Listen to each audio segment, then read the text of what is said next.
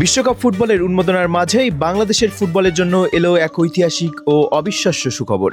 এই প্রথম বিশ্বমঞ্চে লাল সবুজের জার্সিকে গর্জন ছাড়তে যাচ্ছে দেশের খুদে ফুটবলাররা।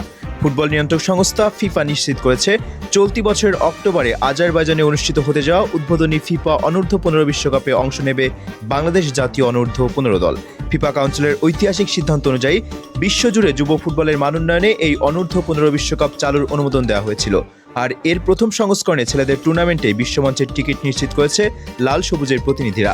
আগামী 22 থেকে 31 অক্টোবর আজারবাইজানের মাটিতে বসবে বিশ্ব ফুটবলের এই মেগা আসর। বাংলাদেশের যুব ও development head coach Gerard Jones সামাজিক যোগাযোগ মাধ্যমে এই খবরটি শেয়ার করে নিজের উচ্ছ্বাস প্রকাশ করেছেন। বিশ্বমঞ্চে বিশ্বসেরা দলগুলোর মুখোমুখি হওয়া আমাদের খুদে জাদুকরদের জন্য এক অনন্য অভিজ্ঞতা হতে চলেছে। এদিকে শুধু অনূর্ধ্ব-15 দলই নয়, সিনিয়র ফুটবলেও বাংলাদেশের সুবাতাস বইছে। এই জুনেই ফিফা ইন্টারন্যাশনাল ফ্রেন্ডলি ম্যাচে ইউরোপের দল সান মারিনোকে তাদেরই মাটিতে 2-1 গোলে হারিয়ে ইতিহাস গড়েছিল বাংলাদেশের সিনিয়র দল।